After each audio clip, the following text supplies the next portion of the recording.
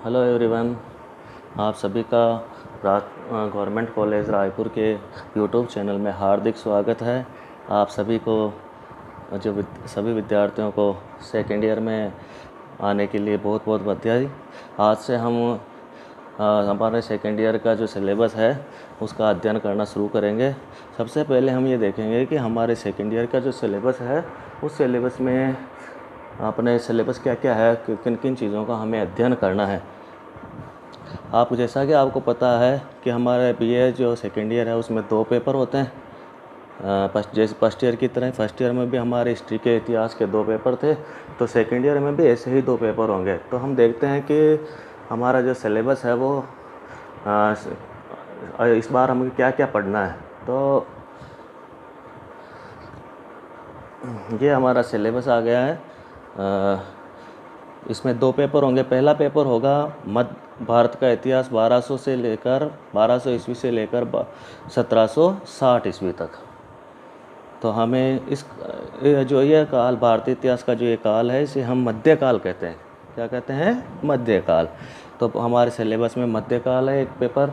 दूसरा पेपर हमारे हैं जो है विश्व इतिहास का। किसका है? विश्व इतिहास का। तो पहले हम इस फर्स्ट पेपर पे विचार कर लेते हैं कि ये जो पहला पेपर है इसमें हमें पढ़ना क्या क्या चीज़ें हैं। तो हम देखते हैं कि हमारे जो ये पहला पेपर है इसको 5 इकाइयों में बांटा गया। आप देख सकते हो यहाँ पे 5 इकाइयों में बांटा गया है। इन 5 इकाइयों को आप देखो। पहला जो इकाई है वह है मध्यकालीन भारतीय इतिहास के स्रोत। क्या है? क्योंकि किसी भी इतिहास को जानने के लिए, क्योंकि हम डायरेक्ट तो इतिहास में जा नहीं सकते, तो हम इतिहास की जो जानकारी है वो हम कैसे प्राप्त करते हैं? हम इतिहास के स्रोतों के माध्यम से प्राप्त करते हैं। स्रोतों में क्या क्या आता है? जैसे हम फर्स्ट ईयर में पढ़ा था, हमने बीए पार्ट फर्स्ट में पढ़ा था कि जो इतिहास के स्रोत होते हैं वो 2 तरह के होते हैं। पुरातात्विक स्रोत होता है, साहित्यिक स्रोत होता है। उसके बारे में हमने डिटेल में फर्स्ट ईयर में पढ़ लिया था। इसी तरह मध्यकालीन भारतीय इतिहास की जानकारी के जो स्रोत है ना, उनको भी हम 2 भागों में बांट सकते हैं। पहला पुरातात्विक और दूसरा साहित्यिक। पुरातत्व में जैसा कि हमें पता ही है कि क्या क्या चीज़ें आती है। पुरातात्विक जो स्रोत होते हैं उन स्रोतों के अंतर्गत जैसे स्मारक है, भवन, स्मारक, सिक्के, मूर्तियाँ, है ना, किले। तो इन सब तरह की जो चीज़ें हैं उनको हम पुरातात्विक स्रोत कहते हैं। जो पुरातात्व का मतलब पुरानी जो भी पुरानी चीज़ें हैं वो सब क्या कहलाती है? पुरातत्व। दूसरा है साहित्यिक स्रोत, कि उस काल में, जिस काल का इतिहास हमें जानना है, उस काल में कौन कौन सी पुस्तकें लिखी गई है। उन पुस्तकों में पुस्तकें हो सकती है, जैसे किसी की जीवनी हो सकती है, किसी राजवंश का इतिहास हो सकता है, कहानियाँ हो सकती है ना, और क्या बोलते हैं, महाकाव्य हो सकते हैं। तो इस तरह के जो स्रोत हैं उनको हम कहते हैं साहित्यिक स्रोत। क्या कहते हैं? साहित्यिक स्रोत। तो दूसरा जो इसी इकाई का, प्रथम इकाई का दूसरा बिंदु है कुतुबुद्दीन ऐबक, फिर है इल्तुतमिश और फिर है बलबन। इनके अलावा अलाउद्दीन की विजय और प्रशासन एवं आर्थिक सुधार। फिर दूसरी इकाई में तुगलक वंश है। तीसरी इकाई में मुग़ल साम्राज्य का है, उसका विस्तार है। शाहजहाँ और मुग़ल साम्राज्य के विस्तार में है बाबर, हुमायूं, शेरशाह बीच में अफगान शासक होता है। और फिर इसके बाद है अकबर, जहांगीर, शाहजहाँ, औरंगजेब। इसके अलावा आर्थिक विकास है। मुग़ल काल की आर्थिक स्थिति कैसी थी, इसके अंतर्गत उसके कृषि, व्यापार, वाणिज्य, उद्योग, मुग़ल कला, स्थापत्य आदि का अध्ययन करेंगे। मुग़ल प्रशासन की प्रमुख संस्थाएं जैसे जागीरदारी प्रणाली क्या थी, मनसबदारी व्यवस्था क्या थी, उनका प्रशासन किस तरह से चलाया जाता था, इन सब का हम अध्ययन करेंगे। तो ये सिलेबस है। आप चाहें तो इस सिलेबस का स्क्रीनशॉट ले सकते हैं ताकि हमेशा आपके काम में आ जाए। तो आज जो हमारा जो पढ़ने का जो पहला टॉपिक है, वैसे तो हमारे पढ़ने का जो सिलेबस में दे रखा है वो मध्यकालीन भारतीय इतिहास के प्रमुख स्रोत दे रखे हैं, परंतु हम ये जो पहला टॉपिक है इसको हम जो अन्य जो टॉपिक है उनके साथ ही इसको पढ़ते जाएंगे, और अंतिम जो समय होगा, जो लास्ट टाइम होगा, उसमें फिर हम इसको, क्योंकि इसको जो इतिहास पढ़ेंगे ना, तो इनके बीच बीच में ये ऐतिहासिक जो स्रोत आएंगे उनका हम अध्ययन करते जाएंगे। तो अंतिम समय में इसको फिर अपन, जब ये इकाई पूरी हो जाएगी तो उसके बाद में हम भारतीय इतिहास के सिलेबस पूरा हो जाएगा तो फिर हम मध्यकालीन इतिहास के प्रमुख जो स्रोत हैं उनके बारे में हम अलग से एक क्लास ले लेंगे। तो आज हमारा जो सबसे पहला जो टॉपिक है वो है कुतुबुद्दीन ऐबक। कुतुबुद्दीन ऐबक, जैसा कि स्क्रीन पे इनका चित्र है, इन्होंने कुतुब मीनार का भी निर्माण शुरू कराया था, हालांकि पूरा बाद में हुआ था, ये बाद में अभी बताऊंगा मैं आपको। तो पहला जो बिंदु है वो है कुतुबुद्दीन ऐबक।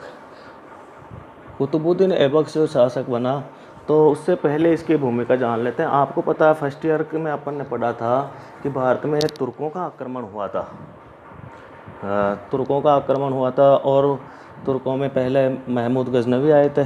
महमूद गजनवी के बाद मोहम्मद गोरी आए। मोहम्मद गोरी के साथ ही कुतुबुद्दीन ऐबक भारत में आया। ये मोहम्मद गोरी का दास था। क्या था? मोहम्मद गोरी का दास, क्योंकि उस समय दास प्रथा थी, और जो शासक थे, मुस्लिम तुर्की शासक थे, ये तुर्की शासक अपने दासों से अति प्रेम रखते थे, और ये दास ही उनके प्रमुख सैनिक सरदार हुआ करते थे। तो कुतुबुद्दीन ऐबक ने मोहम्मद गोरी को भारत विजय के लिए भारत विजय में बहुत सहयोग किया। जैसे मोहम्मद गोरी का भारत में आक्रमण, पहला आक्रमण, जैसा कि आपको पता है, पिछली क्लास में पढ़ा था, 1175 में पहली बार मुल्तान पे आक्रमण किया जाता है उनके द्वारा। बाद में निरंतर प्रयास किया जाता है भारत पे विजय प्राप्त करने के लिए, और इसी संदर्भ में उनकी जो लड़ाई होती है वो अपने पृथ्वीराज चौहान जी से उनका युद्ध होता है, जो अजमेर और दिल्ली के शासक होते हैं।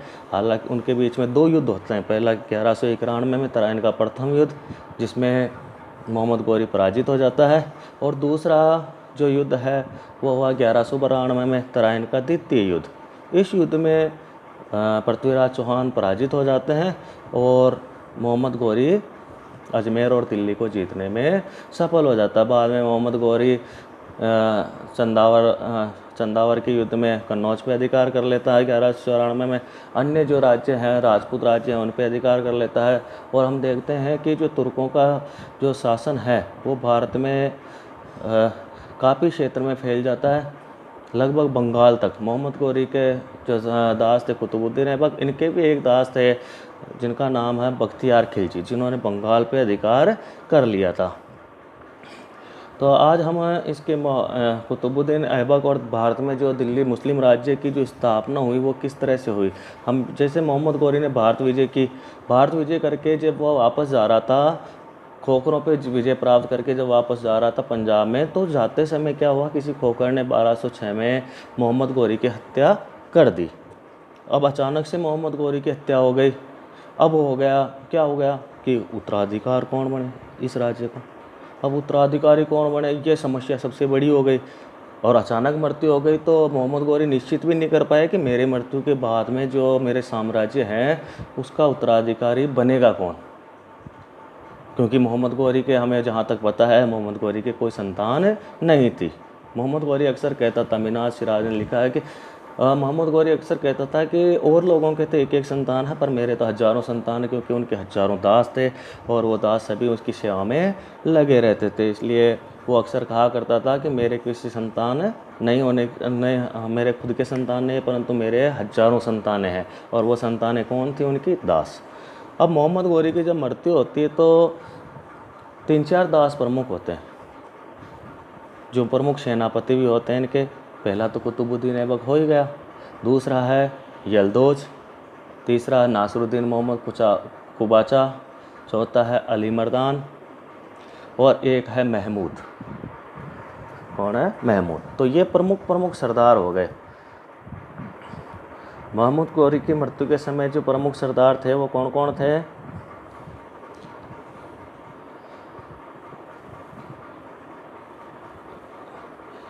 यलदोज, कुबाचा, नासिरुद्दीन कुबाचा ना, अली मर्दान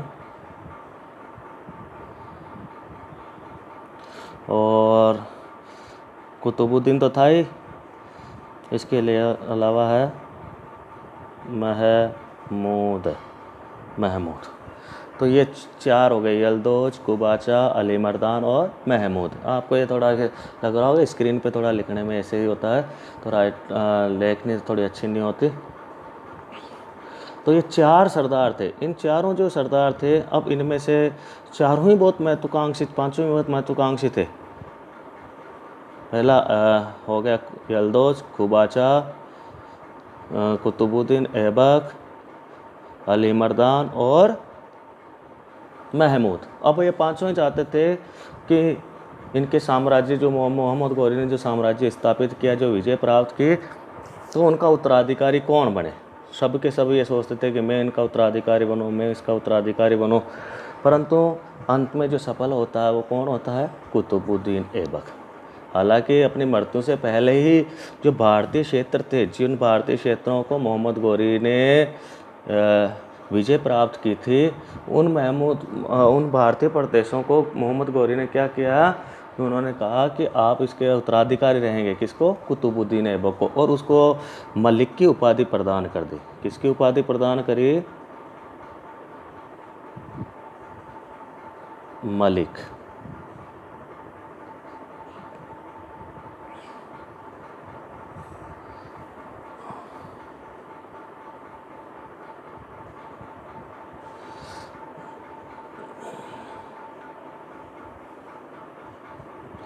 इसमें लिखने में थोड़ी समस्या आती है। मलिक की उपाधि। किसकी उपाधि? मलिक की। मलिक क्या होता है? वो एक तरह की उपाधि होती थी। जो प्रमुख सरदार, सर्वोच्च सरदार होते थे, उनको मलिक कहा जाता है। और साथ ही साथ उनको कहा गया सिपह सालार।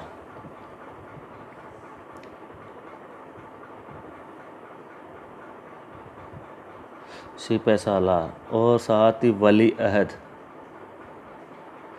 वली अहद का मतलब होता है, वली अहद का मतलब है उत्तराधिकारी। क्या होता है? उत्तराधिकारी। तो जब ये मोहम्मद गौरी भारत विजय करके जा रहे थे, तो जाते समय इन्होंने मलिक की उपाधि दी, सिपह सालार की उपाधि दी, और साथ ही साथ इनको वली अहद घोषित किया गया। क्या क्या घोषित किया गया? वली अहद। वली अहद का मतलब उत्तराधिकारी। किसका उत्तराधिकारी? जो भारत में जो और क्षेत्र जीते थे, जो भारतीय क्षेत्र मोहम्मद गौरी ने जीते थे, उन भारतीय क्षेत्रों का वली अहद घोषित किया गया। किसको? कुतुबुद्दीन ऐबक को। अब कुतुबुद्दीन ऐबक अधिकारी बने हुए थे 1206 में। जैसे ही उनकी मृत्यु होती है, मृत्यु के कुछ ही दिनों बाद 25 जून, कब? 25 जून 1206 25 जून 1206 को अपना राज्याभिषेक करवाता है।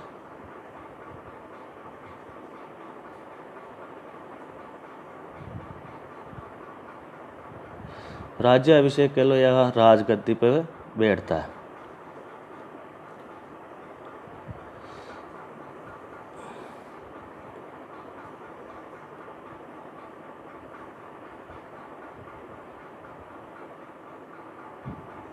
राजगद्दी पे बैठता है। ठीक है भाई। कब बैठता है?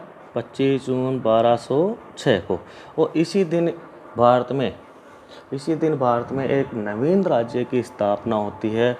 उस नवीन राज्य को हम क्या कहते हैं? क्या कह सकते हैं उस नवीन राज्य को? दिल्ली सल्तनत। क्या कहते हैं? दिल्ली सल्तनत। तो दिल्ली सल्तनत की जो शुरुआत है या स्थापना है, वो किसने की और कब की? पहला क्वेश्चन यही बनता। दिल्ली सल्तनत की जो स्थापना है वो किसने की थी?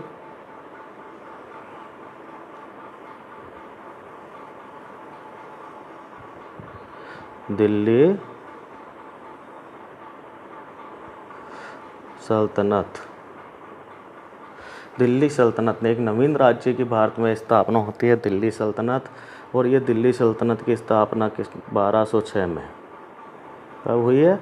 1206। और यहीं से अपने जो अध्ययन का विषय है वो प्रारंभ होता है कि 1200 के हम मतलब कि मध्यकालीन जो भारत का इतिहास आपके सिलेबस में है उसकी शुरुआत यहीं से होती है, दिल्ली सल्तनत का इतिहास से।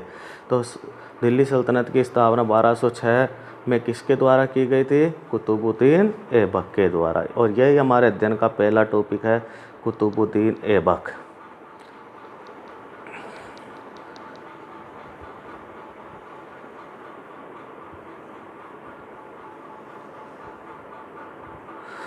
कुतुबुद्दीन ऐबक दिल्ली सल्तनत की इन्होंने स्थापना कर दी 1206 में। अब कुतुबुद्दीन ऐबक कौन था? जैसा कि हमने शुरू में पढ़ा था कि कुतुबुद्दीन ऐबक मोहम्मद गौरी का एक दास था। कौन था? मोहम्मद गौरी का एक दास था। उस समय क्या कि एक परंपराएं होती थी कि अपने सैनिक शक्ति बढ़ाने के लिए सुल्तान क्या करते थे कि सुल्तान दास खरीदते थे। क्या खरीदते थे? दास। कुतुबुद्दीन ऐबक का जो शासन है वो 1206 से लेकर 1210 तक है। 1210 में इनकी मृत्यु हो जाती है पोलो खेलते हुए। तो 1206 में, परंतु इसका जो शासनकाल है, जब ये राजगद्दी पे बैठते हैं तो राजगद्दी पे बैठते समय हमें ये पता है कि राजगद्दी पे बैठते समय ये क्या थे? दास थे। तो दास होने की वजह से इन्होंने सुल्तान की उपाधि प्राप्त नहीं की, अपने आप को राजा नहीं माना, बल्कि क्या माना? सिपह सालार। क्या माना इन्होंने? अपने आप को राजा नहीं कह के क्या कहा इन्होंने? इन्होंने अपने आप को कहा सिपह सालार।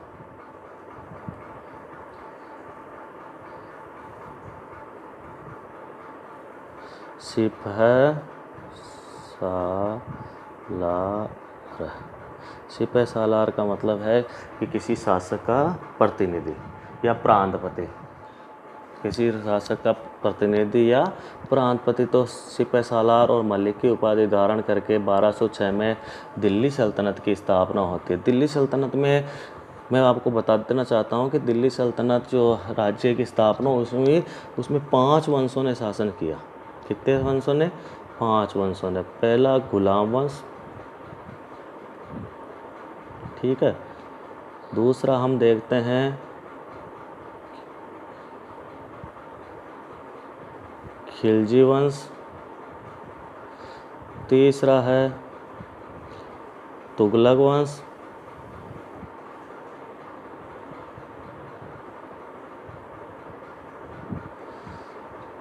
चौथा है सैयद वंश।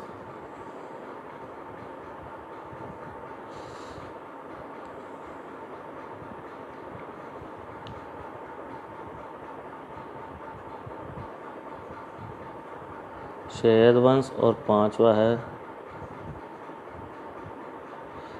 लोधी वंश। क्या है? लोधी वंश। 5 राजवंश होते हैं दिल्ली सल्तनत में। पहला गुलाम वंश, दूसरा खिलजी वंश, तीसरा तुगलक वंश, चौथा सैयद वंश और पांचवा है लोधी वंश। ठीक है भाई। गुलाम वंश, खिलजी वंश, तुगलक वंश, सैयद वंश और लोधी वंश। अब जो पहला जिस वंश की स्थापना कुतुबुद्दीन ऐबक ने करी थी वो था गुलाम वंश। और इस गुलाम वंश का जो काल था वो था 1206 से लेकर 1290 तक। कब तक था? 1206 से 1290 तक। इनको हम एक बार साफ कर देते हैं और अब हम गुलाम वंश के बारे में थोड़ा अध्ययन करते हैं। जो गुलाम वंश है ना भाई, पहला हमारा टॉपिक यही है। और गुलाम वंश के अंतर्गत ही बहुत तरह के और भी इसी वंश के अंतर्गत बहुत सारे वंश हुए थे। तो गुलाम वंश में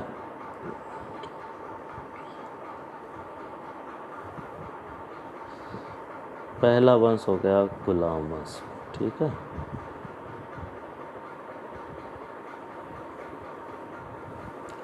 गुलाम वंश। ठीक है भाई। पहला वंश गुलाम वंश। काल लिख लीजिए इसका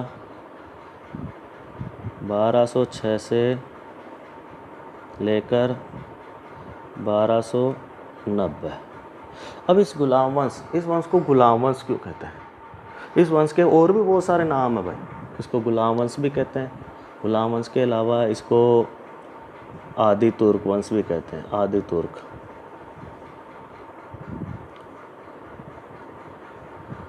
या प्रारंभिक तुर्क।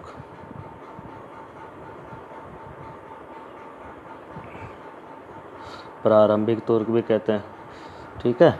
आदि वंश, तो इनको ममलुक वंश भी कहते हैं। ममलुक वंश भी कहते हैं। तो ये इस वंश के अलग अलग नाम है। जिसकी स्थापना कुतुबुद्दीन ऐबक ने की थी, गुलाम वंश। इसको गुलाम वंश भी कहते हैं, आदि तुर्क भी कहते हैं, प्रारंभिक तुर्क भी कहते हैं, ममलुक वंश भी कहते हैं। अब गुलाम वंश क्यों कहते हैं इसको, ये पहले हम देखते हैं। पहला जो ये वंश है, इसको गुलाम वंश इसलिए कहते हैं कि इनके जो शासक हुए थे वो अधिकतर प्रारंभिक जीवन में या तो वो या फिर उनके जो पिताजी या दादाजी थे वो क्या रहे हुए थे, गुलाम रहे हुए थे। इसलिए इस वंश को क्या कहते हैं, गुलाम वंश। परंतु ये नाम है, इतिहासकारों की दृष्टि से इस नाम को जो गुलाम वंश कहा गया इसको सही नहीं माना गया। तो कुछ जो लेखक है वो इनको ममलुक वंश भी कहते हैं। क्या कहते हैं, ममलुक। ममलुक का मतलब होता है कि ऐसे माता पिता की संतान जो पहले गुलाम थे और बाद में वो स्वतंत्र हो गए, तो उनको हम क्या कहते हैं, ममलुक। ममलुक का मतलब क्या होता है, ऐसे माता पिता की संतानें जो पहले गुलाम या दास थे और बाद में वो उस दासता से मुक्त हो गए, तो उनकी जो संतानें थी वो क्या कहलाती थी, ममलुक। परंतु ये दोनों ही नाम ठीक नहीं थे। तीसरी चीज़ जो है वो ये है कि इनको आदि तुर्क भी कहते हैं। सबसे ज़्यादा उचित नाम इनका यही होना चाहिए, आदि तुर्क या प्रारंभिक तुर्क। आदि तुर्क या प्रारंभिक तुर्क, इनका जो नाम है ये वो सबसे ज़्यादा श्रेष्ठ माना जाता है, क्योंकि प्रारंभिक तुर्क या आदि तुर्क का मतलब है जो प्रारंभ में जो तुर्की आए थे और उन्होंने इस वंश की स्थापना की, उसको हम क्या कह सकते हैं, आदि तुर्क या प्रारंभिक तुर्क। तो अब एक चीज़ और ध्यान रखनी है अपने को कि जैसे ये इसकी वंश की स्थापना करते गुलाम वंश की, जिसको हम आदि तुर्क भी कह सकते हैं, ममलुक वंश भी कह सकते हैं, इसका काल था 1206 से लेकर 1290। परंतु ये ध्यान रखना है कि गुलाम वंश के जो शासक थे वो शासक भी किसी एक वंश के नहीं थे, उनमें भी 3 वंश थे। कितने वंश थे, 3। पहला जो वंश था इसके अंतर्गत ही कुतुबुद्दीन ऐबक के जो वंश था वो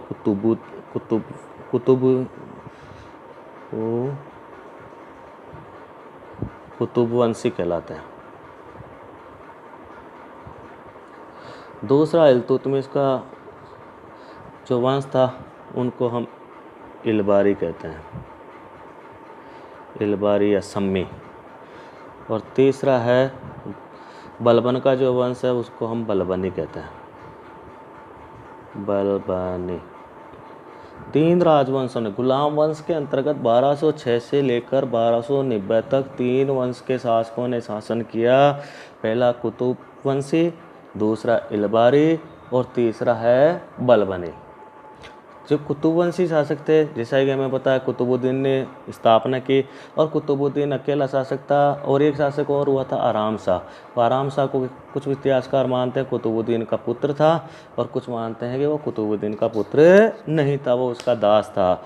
तो 2 ही शासक हुए कुतुबवंशी में। पहला है कुतुबुद्दीन खुद और दूसरा आराम शाह। तो ये इसका काल था वो 1206 से लेकर 1210 तक। कितना था, 1206 से लेकर 1210। दूसरा इलबारी, इस वंश से ये सम्मी वंश भी कह सकते हैं इनको, और इसकी स्थापना किसने की थी, इल्तुतमिश ने। इल्तुतमिश कुतुबुद्दीन ऐबक का ही दामाद था। तो ये था, दूसरा था इलबारी वंश।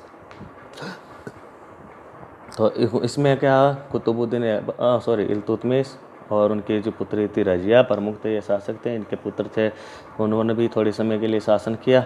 तो यह जो है 1206 से लेकर 1266 तक, 1210 से लेकर 1266 1266 तक इन्होंने इलबारी तुर्कों ने शासक किया। बाद में बलबनी वंश 1266 में बलबन का राज्याभिषेक हो जाता है। तो 1266 से लेकर 1290 तक, या 1290 तक किसने शासन किया? बलबन ने। तो ये है पहला जो वंश है गुलाम वंश। तो इनके बारे में हमें पता चल गया कि गुलाम वंश के अंतर्गत भी 3 वंश थे। कितने वंश थे? 3 वंश थे। पहला वंश तो कौन सा? कुतुबी वंश। दूसरा जिन्होंने 1206 से 1210 शासन किया। दूसरा है इलबारी, जिनको हम इल्तुतमिश का वंशज मानते हैं। इन्होंने 1210 से लेकर 1266 तक शासन किया। और फिर 1266 में बलबन ने शासन किया, इसलिए उस वंश को बलबन और उनके उत्तराधिकारी ने शासन किया 1266 से लेकर 1290 तक। तो गुलाम वंश या प्रारंभिक तुर्क वंश जो है 1206 से लेकर 1290 तक, 1206 से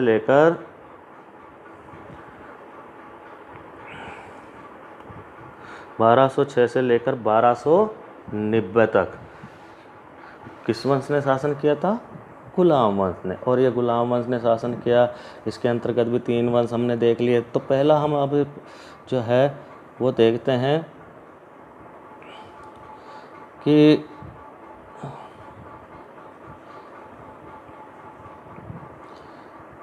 गुलाम वंश का जो स्थापना है, गुलाम वंश की स्थापना या दिल्ली सल्तनत की स्थापना कब और किसने की, ये हमने पढ़ लिया। गुलाम वंश की स्थापना कहो या दिल्ली सल्तनत की जो स्थापना कह सकते हैं, वो किसने करी थी? कुतुबुद्दीन ऐबक ने करी थी। कब करी थी? 1206 में। कब? तारीख क्या थी? 25 जून। 25 जून 1206 में। 25 जून 1206 में कुतुबुद्दीन का राज्याभिषेक होता है। राज्याभिषेक होते ही कुतुबुद्दीन ऐबक के सामने बहुत सारी समस्याएं प्रारंभ हो जाती है, क्योंकि हमने अभी देखा था कि जो मोहम्मद गौरी था उनके 4-5 प्रमुख दास थे और सभी उसके साम्राज्य को पाना चाहते थे।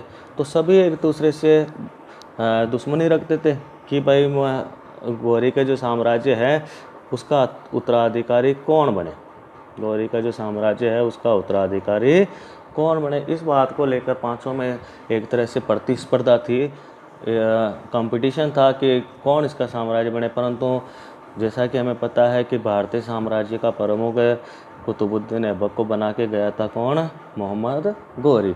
तो 1206 में वो अपना राज्याभिषेक राजगद्दी प्राप्त करता है। परंतु 1206 से लेकर 1208 तक, ध्यान रखना भाई, कुतुबुद्दीन ऐबक है ना,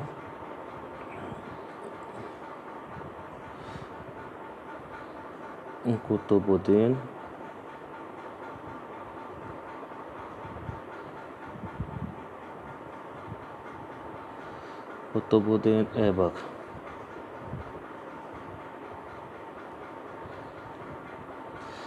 1206 से लेकर 1210, ठीक है।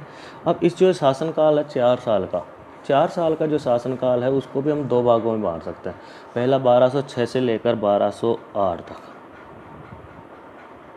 1206 से लेकर 1208 तक। 1206 से लेकर 1208 तक क्यों मानते हैं कि 1206 से लेकर 1208 तक कुतुबुद्दीन अपने आप को सुल्तान नहीं कहता, क्या कहता अपने आप को? सिपह सालार।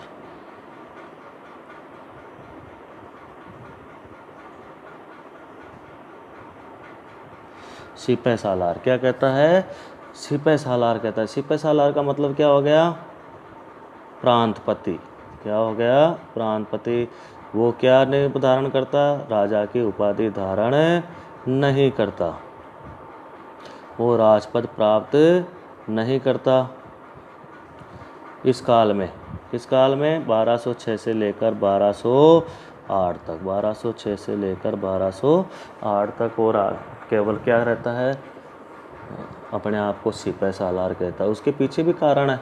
उसके पीछे कारण है कि उनकी एक समस्या आती है कि मान लो सुल्तान की उपाधि धारण करता है, तो धारण करते हैं उसके शत्रु बन जाते हैं। कौन कौन? यल्दौज है, कुबाचा है, यल्दौज, कुबाचा, अली मर्दान और इसके अलावा महमूद, तो ये सब लोग उसके शत्रु बन जाते। और ये चारों यलदौज और कुबाचा ने क्या किया, महमूद जो उसका बाद में मोहम्मद गौरी के राज्य का उत्तराधिकारी बना, उसको अपनी तरफ करके वो कुतुबुद्दीन ऐबक के ऊपर नियंत्रण करना चाहते थे, उसके राज्य को हड़पना चाहते थे। तो कुतुबुद्दीन ऐबक ने इस समय एक चाल चली। इन सभी जो ये सरदार थे, सभी जो अमीर थे, इन्होंने उनसे संपर्क किया, जैसे को कुबाचा के साथ अपनी बेटी का विवाह कर दिया, है ना, इनके साथ वैवाहिक संबंध स्थापित किए और किसी न किसी तरह से इनको संतुष्ट रखने का प्रयास किया। और इसी काल में उसने क्या किया कि अपना जो भारतीय साम्राज्य था ना, उस भारतीय साम्राज्य को वापस मजबूत बनाने लग गया था। क्योंकि राज्याभिषेक जैसे ही ये राजगद्दी पे बैठता है, राजगद्दी पे बैठते ही इसके सामने बहुत समस्याएं आ जाती है। पहली समस्या तो कि मोहम्मद गौरी ने जो साम्राज्य इसके लिए जो छोड़ के गया था, जो भी साम्राज्य इसके लिए छोड़ के गया था, वो साम्राज्य क्या था कि उसको जीत तो लिया था, परंतु उसके ऊपर प्रशासनिक व्यवस्था या प्रशासनिक नियंत्रण स्थापित नहीं किया, एक व्यवस्था की स्थापना मोहम्मद गौरी नहीं कर पाया। तो साम्राज्य जीता हुआ तो था, परंतु वो व्यवस्थित नहीं था, बिल्कुल बिखरा हुआ था। और जिन जिन क्षेत्रों पर इनका अधिकार था, वो केवल सैनिक शक्ति के द्वारा ही अधिकार था।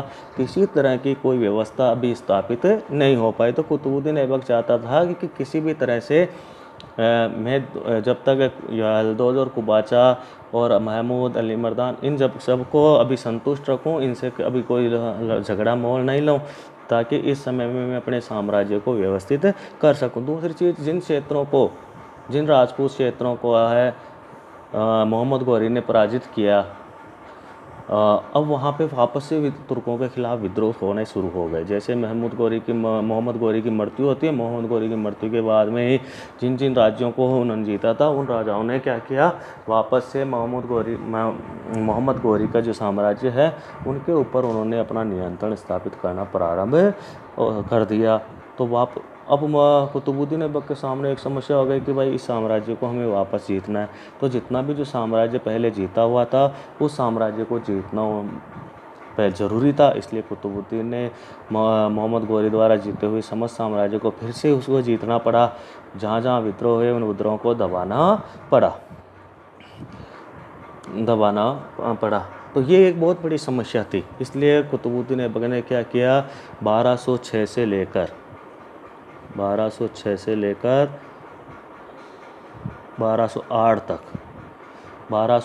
तक अपने आप को क्या कहलाया, सिपह सालार।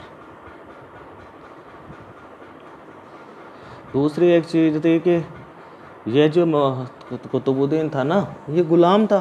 तो गुलाम होने के कारण वो राजा नहीं बन सकता था।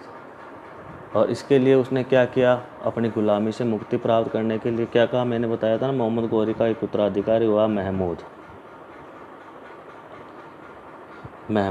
इस महमूद से जो गौर का शासक बना, इस महमूद से क्या किया, कुतुबुद्दीन ऐबक ने संपर्क किया और अपनी स्वतंत्रता जो दास था ना, उस दासता से स्वतंत्रता का प्रमाण पत्र इससे उन्होंने प्राप्त कर लिया। और फिर 1208 में कुतुबुद्दीन ऐबक क्या करता है, सुल्तान की उपाधि धारण करता है। किसकी उपाधि धारण करता है, सुल्तान की। अभी तक कौन सी उपाधि धारण की थी उसने, सिपह सालार की। कौन सी उपाधि धारण की थी, सिपह सालार की। तो सिपह सालार की उपाधि अभी तक उसने धारण की। तो अब वो 1208 में सुल्तान बन गया। परंतु जैसा कि हमें पता है, कुतुबुद्दीन ऐबक को ज़्यादा समय नहीं मिल पाया। ज़्यादा समय कैसे नहीं मिल पाया, 1206 में राजगद्दी होती है और 1208 में उसकी मृत्यु हो जाती है। 1210 में क्या होता है, 1210 में लाहौर में था उस समय। ध्यान रखना, कुतुबुद्दीन ऐबक ने अपनी जो राजधानी है ना भाई, वो दिल्ली नहीं बनाई, बल्कि क्या बनाई, लाहौर को अपनी राजधानी बनाया। इसने कुतुबुद्दीन ऐबक ने। कारण क्या था, कारण यह था कि उधर यलदौज और कुबाचा जैसे जो उसके प्रतिद्वंदी सरदार थे, वो भारत पे कभी भी आक्रमण कर सकते थे। इसलिए उसने क्या किया कि उनके ऊपर नियंत्रण रखने के लिए, भारत की सीमा की सुरक्षा के लिए उसने अपनी राजधानी किसको बनाया, लाहौर को। और लाहौर में ही रहते रहते क्या होता है कि 1210 में वो खेलता है 1210 ईस्वी में चौगान खेलते हुए।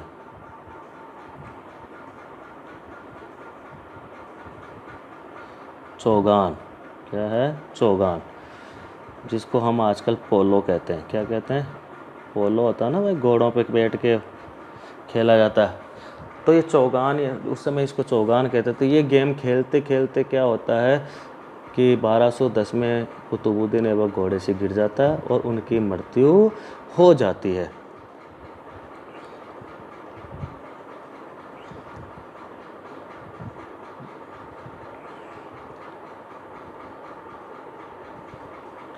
यह है कुतुबुद्दीन ऐबक का चित्र।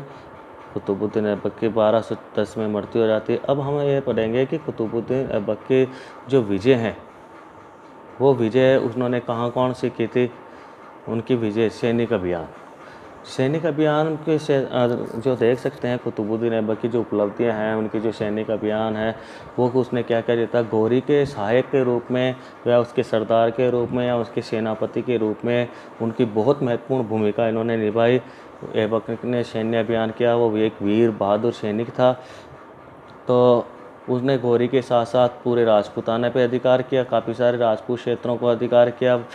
1192 में उसने अजमेर और मेरठ में वापस से विद्रोह, गौरी ने जिनको जीत लिया था उनको वापस से उन्होंने 1192 में जब एक बार वापस विद्रोह हो गया था, उस विद्रोह को दबाया, दिल्ली की सत्ता पर आरूढ़ हुआ। दिल्ली के पास इंद्रप्रस्थ को अपना राजधानी बनाया, केंद्र बनाया, सेंटर बनाया। हालांकि राजधानी तो मैंने कहा था आपको लाहौर में बनाई थी उसने, क्योंकि इसका जो अधिकांश जो समय था वो लाहौर में ही उसका बीता था। बाद में अंतिम समय में इसके अलावा हाँसी के ऊपर अधिकार कर रखा था। पहले हाँसी को जाट सरदारों ने जब घेर लिया तो उसके किलेदार था नासरुद्दीन, उसके लिए संकट उत्पन्न हो गया। ऐबक ने वापस हाँसी पे अधिकार किया।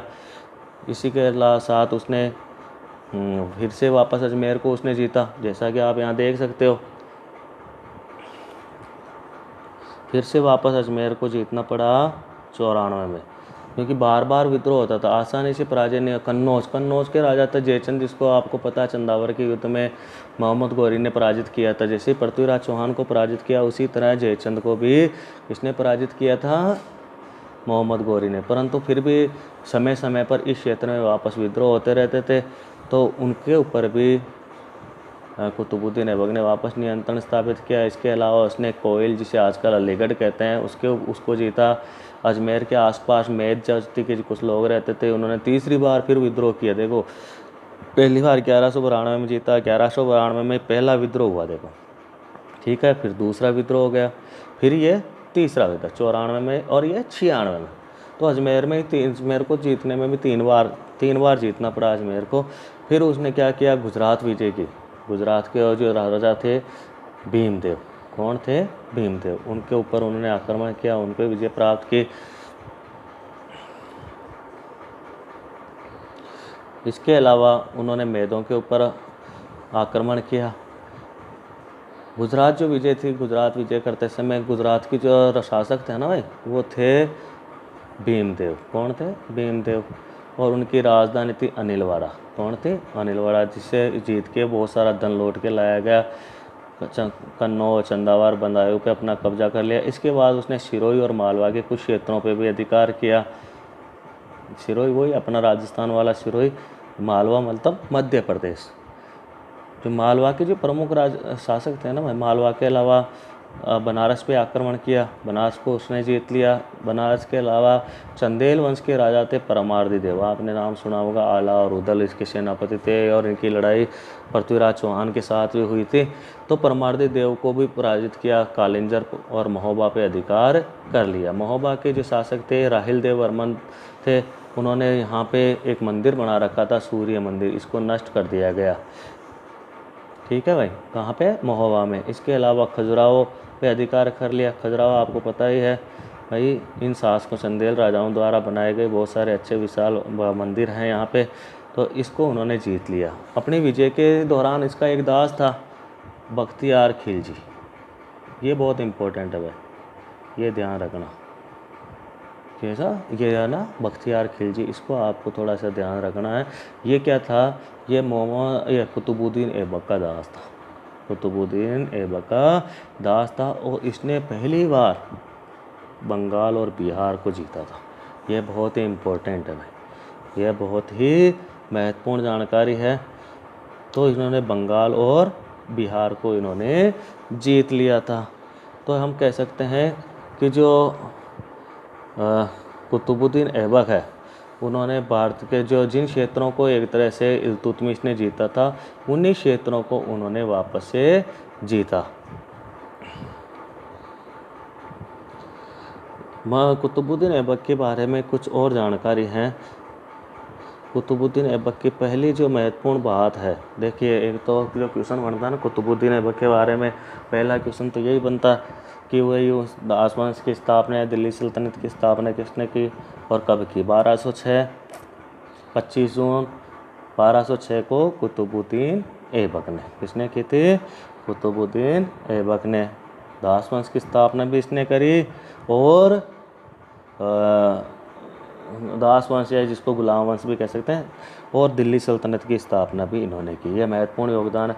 दूसरा कि इन्होंने यह है ना, जो कुतुबुद्दीन ऐबक थे ना, बड़े न्यायप्रिय और दानी शासक थे। क्या थे?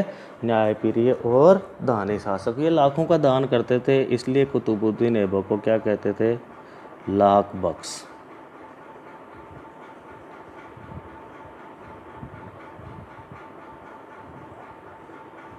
ये इनका उपनाम है। ठीक है, ये ध्यान रखना, छोटा क्वेश्चन बन सकता है कि कुतुबुद्दीन लाख बख्श किसको कहा जाता? लाख बख्श, लाख रुपए बख्शने वाला, मतलब दान देने वाला। कौन था? कुतुबुद्दीन ऐबक। कुरान खां भी कहते हैं इसको। इसका दूसरा उपाधि क्या थी? कुरान खां।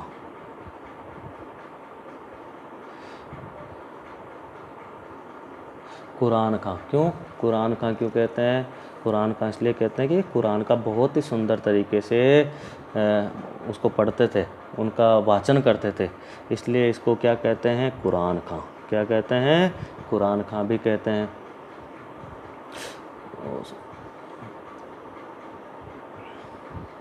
तो इनके दो नाम हो गए।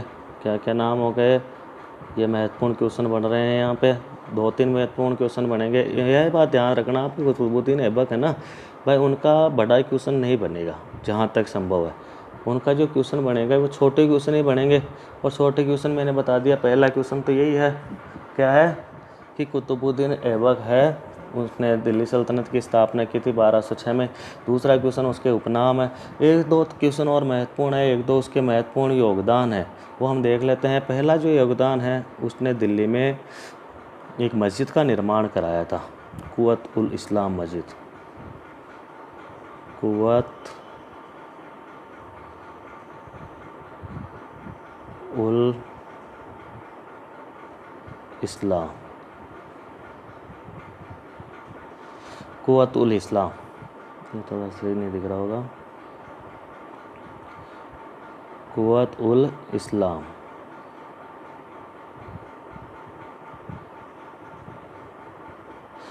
कहाँ बनाए थे इसको? दिल्ली के पास। कहाँ पे बनाए थे? दिल्ली, जहाँ आजकल है कुव्वत उल इस्लाम। ये पहली भारत की पहली मस्जिद है। क्या है? भारत की पहली मस्जिद। किसने का निर्माण किया? कुतुबुद्दीन ऐबक ने इसका निर्माण कराया था। ध्यान रखने वाली बात है। एक क्वेश्चन बनता है, एक कुव्वत उल इस्लाम मस्जिद जहाँ बनी थी, वहाँ पे पहले जैन मंदिर थे, बाद में वहाँ पे हिंदू मंदिर बने थे, और बाद में उनको तोड़ के कुतुबुद्दीन ऐबक ने क्या किया? एक मस्जिद का निर्माण कराया। कौन सी मस्जिद? कुव्वत उल इस्लाम मस्जिद। दूसरी जो महत्वपूर्ण चीज़ है, 2.5 दिन का झोंपड़ा। नाम सुना होगा आपने, अजमेर में। ये भी एक मस्जिद है, झोंपड़ा। क्या है? 2.5 दिन का झोंपड़ा। कहाँ पे है? अजमेर में।